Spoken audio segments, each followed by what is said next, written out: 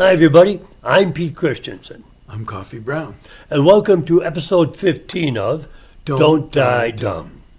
Today, we want to start out with something I hope is a bit lighter, but in a way, maybe not. I want to start out by talking about, of course, people's comments. And the first one was not disturbing, it's valid. You have a right to say what you think. They said, you two libtards don't know what you're talking about. And the guy on the right mentioned that they didn't put, when they deposed the leader of Venezuela, they didn't put the duly elected leader, Maria Machado, in power. And I say that because the people that are in power, the second person, the vice president, is just as bloodthirsty and such a... He's part of the same regime. Yeah, so you haven't changed the regime. But they said your argument breaks down because America is not allowed to install presidents or rulers of other countries. How do you respond to that? Well, a couple of things. First of all, thank you. Thank you for commenting. And it's pretty clear you're somebody who doesn't like libtards, but you're watching anyway. And my hat's off to you for that. That takes a little bit of courage. On the other hand, if you're using words like libtard, you're kind of undermining your own credibility. You might say, I disagree with you two on this or that, or you're incorrect about something. But if you open up with name calling, I have to wonder if we're talking to a 14-year-old on his mom's computer. Let's assume for a moment this comment came from an adult who is reasonably informed. And you're right, the United States wouldn't have the legal authority to decide who rules Venezuela. But we weren't worried about legal authority. This is gunboat diplomacy, where we're capturing their ships. We took a ship that had changed to a Russian flag. Trump himself said, I put Maduro's number 2 guy in place because I didn't agree with the credibility or popularity of the woman who had been overwhelmingly popularly elected. So yes, in fact, he did decide who's the president. Yes, you are correct. He didn't have any legal authority to do that. And yes, we're living in a time when norms and laws simply do not apply because nobody holds this guy accountable for anything, ever. Nothing, no matter how extreme, not even the Epstein papers. So I take your point. And by the way, one of the things I wanted to thank you for is you said you guys are wrong, and then you said what we were wrong about, in your opinion. I don't think we were wrong in this case, but I really appreciate that, and I hope that you continue to watch and comment. Also, I don't like to use the word tired toward a person. It's hurtful. It hurts people. And I know you're going to say... You woke person. Yeah, that it's woke and I'm a snowflake. Our society was moving toward a situation where if we saw some type of verbiage that hurt someone, we avoided it. We didn't want to hurt people. Now, that made me think of something I wanted to mention to the maggots out there. You want to go back to a more traditional time.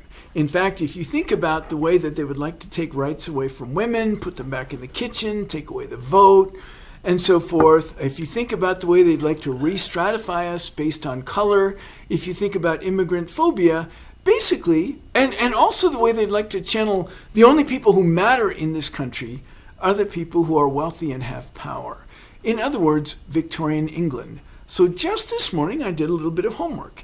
If you had lived in Victorian England as a white male, in other words, a society that was built entirely for the benefit of white males at the expense of everybody else, the odds are only about 15% that you would own your home. But if you lived in America in 2010, I chose that because it was before the Trump era, okay? In the libtard society that we had at that time, that was all woke and everything, where women and people of color counted as human beings, your chance of owning your own home was around 70%. So the multicultural society that you are deathly afraid of because it doesn't privilege you, you had a 70% chance of owning your own home. But a society built entirely around privileged, wealthy white males, you had about a 15% chance of owning your own home. Is that a paradox? No. The more inclusive a society is, the more robust the economy. And the more robust the economy, the more opportunities for all of us. And you know who said that first? Adam Smith, the patron saint of right-wing capitalism. Now, I think there's a war on the middle class. Yeah. And I won't call it an administration, I'll call it a regime. And the odd thing to me is that 20% of the middle class is supporting it. We don't seem to, it's easy to be bloodthirsty. It's easy to jump on the cruelty bandwagon. And I hope our nation gets away from that. I hope people get away from that. Well, and along with this is scapegoating of immigrants. I spent the last couple of months actually looking up everything I could find on the economics of immigration, including illegal immigration in America.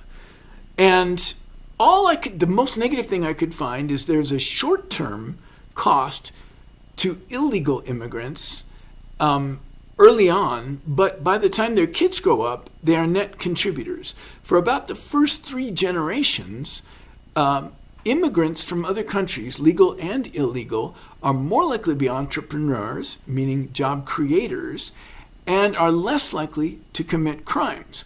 So in inappropriately scapegoating immigrants, we're undoing one of our economic engines, and by pointing our finger in the wrong direction, we're failing to fix the things we should be fixing, such as our anti-education, anti-science, anti-technology era. Education and science put America economically on top of the world from about 1950 up until about 1990 or maybe 2000, when this anti-education, anti-science thing started. Now we're chasing our best engineers and scientists away, and also we're pushing kids away from those as majors in colleges, and it will take at least, if we're lucky, a full generation for us to get back in the science and engineering game that made us so wealthy in the first place.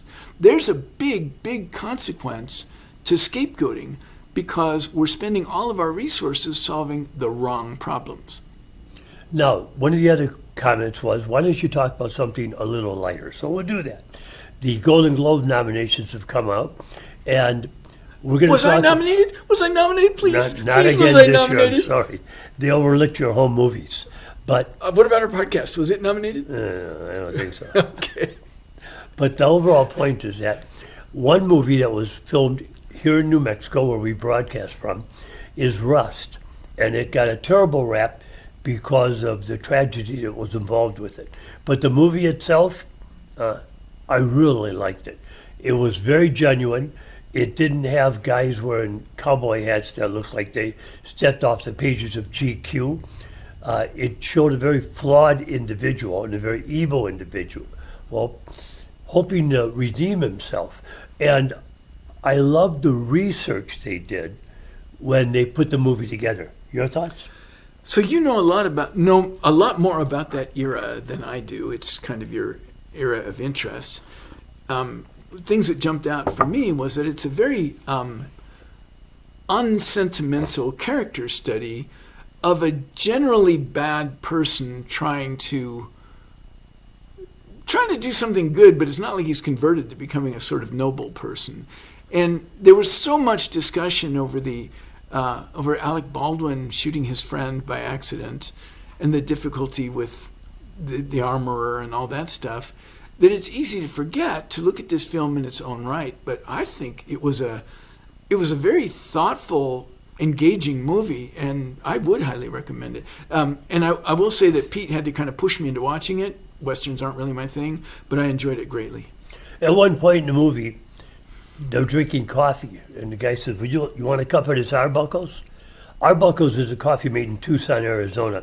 And at one time, most cowboys thought that was the only coffee they had in America because it was so popular. Now, I will also say this. Like the film Unforgiven, the main character is terribly flawed, and they don't gloss that over like they did in other movies. Other movies that are out right now that I think you might be interested in, Sinners. Have you seen this? I saw Sinners. I liked it a lot. Like Rust, it did a good job of examining with some care and detail a certain period of American history. And although the Jim Crow culture is a significant part of the story, it doesn't dominate it. It's basically a vampire story. And that's a secret? Was that a spoiler? You don't want to give that away. I thought everybody knew that. I thought that was like the log line. First half of the movie is all about African American culture in the late 20s, early 30s. Yeah. The second half turns into a vampire movie. Now we've wrecked it. I'm so sorry. I thought that was like the thing it was sold on. No, they marketed it as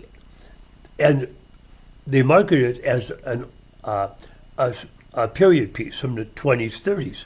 And the interesting thing about this film, sci-fi and a character piece, and then they move it into a musical, and they do it flawlessly. The music was really, really good. The characters were intense and gritty and fascinating to me.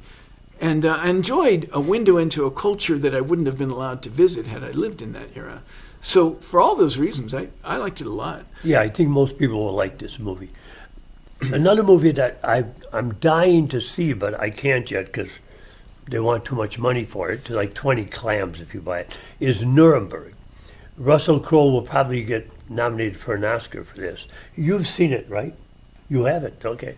Well, then neither of us are authorities on this, but purely from a historical perspective, I think it's good to watch. Also, in the movie, they ask one of the Nazi followers, how could you let this happen?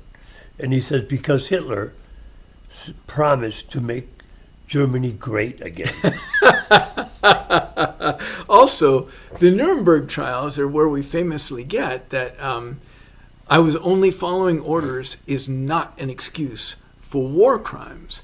And yet, when Senator Kelly pointed out that it is illegal, which it is in both military and federal law, it is illegal to follow an illegal order, Trump wanted him busted in rank, and Pete Hegseth as well, for being for treason. So apparently, telling people that they are obliged to obey the law has become treason. Another movie that's out now, and it's Del Toro is the director who did such a great job in remaking Frankenstein. Well, before that, Creature from the Black Wolfman. Lagoon, and he got an Academy Award for that. Now, he's done Frankenstein, and it's the best version I've ever seen. I have noticed a few people don't like it, but the original Frankenstein, written by Mary Shelley after she had a miscarriage, was about, is it proper to create life? And who knows what she was thinking at the time. It was a terrible, rainy, cold, miserable night when she stayed up all night and wrote it. It was sympathetic to the monster. And here it is as well. Your thoughts? So Frankenstein is one of my all-time favorite books, and the Boris Karloff movies were probably why I first tried to read it. It took me a few tries to read it. It's dense Victorian writing, and it genuinely is literature. It's often credited as the first science fiction, though Jules Verne can probably steal that thunder. And while the events in this movie differ from the book more than in most movies, the feel and the heart of the movie are closer to the book than most have been. Also, at the end of the movie, they leave it open to a sequel, which I don't think they're going to do. But it was just done so beautifully. Every frame is just shot so... I would watch this for the cinematography alone.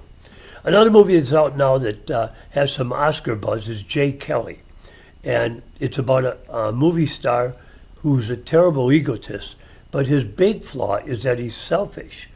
He's at a crux in his career when he's about to go over the hill to be someone they used to talk about. And he's visiting his daughter in Italy, but he gets confronted over and over again by people, and sometimes in his own memory, by people he's terribly wrong. And you watch the movie thinking, is he going to have self-realization? I haven't seen the movie, so no spoilers from me this time. Sorry Okay, about the other one. don't tell the ending, thank God. Also, Oh, is it the one where the butler does it? yeah, that's the other movie. But anyhow, also, there's a movie I wrote that's premiering this week, and It's in Albuquerque, New Mexico at Glory Bound Ministries. It's not a religious movie, but it does have a moral aspect in it. And it's premiering Saturday, January 17th at 6:30. It's free, open to the public. If you want to come by and watch it, please do. I want to talk about AI because I'm seeing Steve Martin in a tuxedo as if he's about to give an award. And suddenly he starts talking about a product he says is the best product in the world. And I saw Harrison Ford doing an interview on Jimmy Fallon. These are clips on YouTube where he starts to talk about another product that we can't live without. These are both AI. They're phony. As soon as the stars see them, they'll take them down. But AI can really help us, but it can also be very, very dangerous. AI is a complicated topic, and I think we'll be talking about it more on further podcasts. So I'm going to mention one aspect, but there are many, many aspects to this topic. It's going to be a recurring theme, I think. So one aspect is AI making us dumber? College students are using AI to write their essays, to shortcut their homework, and things of that sort. Sometimes even, because in class a lot of computers nowadays a lot of tests are taken on computer, and people will use AI to cheat on those tests as well. We actually went through something like this when I was in high school. When I was in the Navy, I was in the last cohort ever to be trained on on slide rules, I meant to say. They used to call them log sticks. And 4-function calculators came in. They came in while I was in high school, so a little earlier than that, but the Navy was a late adopter. Where I'm going with this is, for a long time, teachers would not allow 4-function calculators in classrooms because otherwise kids won't learn to add and subtract and do multiplication and division. But gradually, some teachers tried it and stuff, and they did not feel like the students were suffering. And nowadays, it's just absolutely routine for kids in grade school to use calculators on their math homework. And kids are about as good at math now as they were before the 4-function calculators came along. I think we're in a transition now with AI, where right now students' reasoning skills are measurably suffering.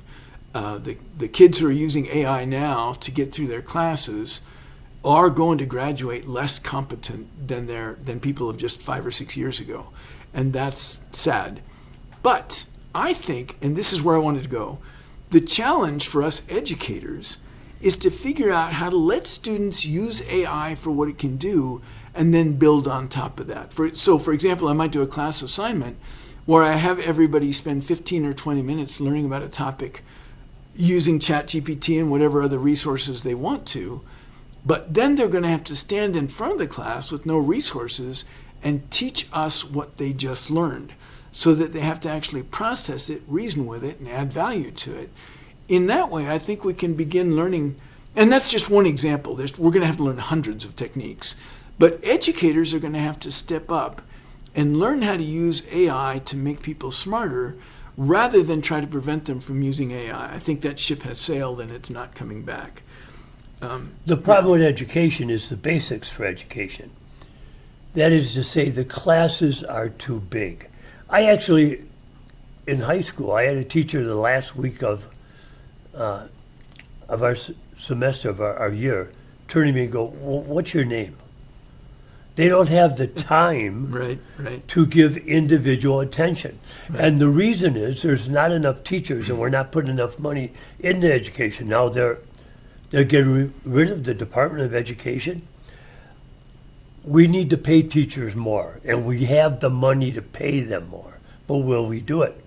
That's the question. Will America stand up and say, look, the only way to upgrade our society is to educate our young, and we're willing to pay for it. 85% of Americans say they'll gladly pay higher taxes for cleaner air and cleaner water, but we can't get it. Our representatives aren't giving us what we need. But I feel the problem with education is they're overwhelmed and we're not paying teachers enough. What funds could we drain to help teachers? I know they want to add $1.5 trillion to the military. 30% of our money goes to the military. People dispute that with me, but let me say this. Don't say that because, well, that's for the armed services. You look at it's only 18%. No. When you consider the military, the CIA, FBI, Department of Justice, all the different aspects of it, it's 30%. Yeah, well, there was a lot to unpack there, but two things to touch on. One is that back when we had a two-party system, one party was spending as much on the military, about as much on the military, as the entire rest of the world combined. The other party thought that's not enough. Wow. Yeah, wow is right. And many people on the right have said to me throughout my whole lifetime, the only legitimate use of government is police and military. Well, read the Constitution, read the preamble, and people go, well, that's not the real Constitution, that's the preamble. Yep, that's part of the Constitution. It's the part that says this is what the government is for. And there are 6 things in there. And what I can remember off the top of my head, promote the general welfare, which is where the word welfare comes from in its current context. Promote science and invention, which is where we got the National Science Foundation. Protect the Constitution. And there are a couple of others. And security, national security, is like number 5 on that list.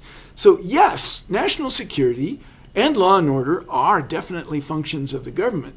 But the notion that those are its only functions is like saying that as a physician, the only thing I ever treat is broken bones. If you have pneumonia, you're not my problem. No, the government has a lot of responsibilities, and they are written into the Constitution. So the notion that the only thing the government should do is build weapons and deploy them is not a difference of opinion. It's factually wrong. I was told years ago that the basic purpose of any democracy is for the strong to protect the weak. Now, what we have going on now is a attitude that the weak need to be preyed upon and gotten rid of. We don't help the elderly. We don't help the very young. We are creating a society of uneducated people. We're not looking after each other. That's not a world I want to be a part of. So there's always been this notion that democracy as a kind of social leveler prevents Conan from getting all the girls and getting all the money and getting all the gold. And everybody thinks that in a society where just the top 5% count, they're going to be in the top 5%. This is simple math. You, to a 95% likelihood, will not be in the top 5%. That's the way the math works. Like, for example, the fact that half of all Americans are below average in IQ, because that's the definition of average. And 95% of us will never be in the top 5%. Now, top 5% is where the knights were in medieval England. It's where the samurai were in Japan. It's where the nobility was in Victorian England. However, we don't have that. 90% of the country's wealth is in the hands of 0.1% of the people. So even if you think we should have a Victorian level of rich versus poor concentration of wealth, I'll be in the 5%. 5% won't get you there. Top 5% would only make you middle class now. You need to be in the top 0.1%.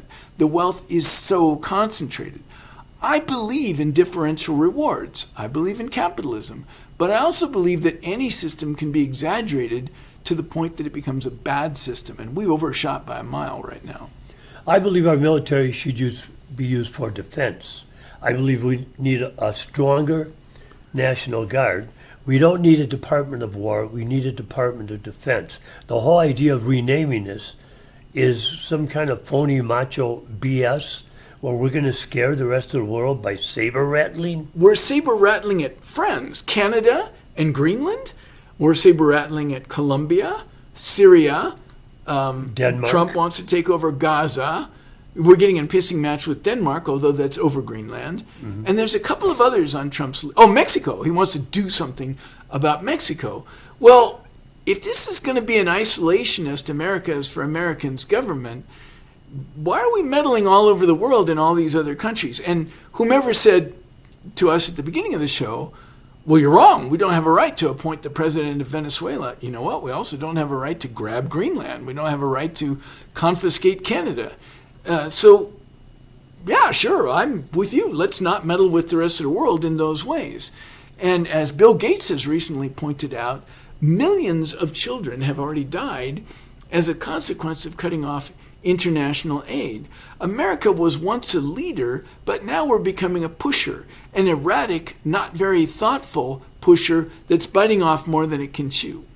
Before we leap into another subject, our final subject for today, I want to leave you with this. In the last 2 years, 33 people have been shot by ICE, 9 have been shot by immigrants in America. Now, our final subject, something a bit lighter. Wash your ears out with this. America's obsession with coffee. When did it start? I think it started in the early 80s when Starbucks came about. And Starbucks came about with this really strong coffee because it rains all the time in Seattle, their home base, and people are cold. So they want a hot drink. I know myself, I'll drink chicken broth at night sometimes, hot chicken broth, because I want to drink something a little more palatable. But it's gotten to the point where everything's coffee flavored. And fall now is, what do they call it? Pumpkin spice. It's not autumn anymore. It's freaking pumpkin spice. I got to go get a pumpkin spice oil change on my car. What in the world? And they say there are health benefits to coffee, and there are things that it hurts us with. What do you know about that? You're the medical guy around here. So there have been a lot of theoretical concerns about coffee for as long as I can remember. And for a long time, I would read all these articles about coffee. My name is Coffee. I drink a lot of coffee. I love this stuff.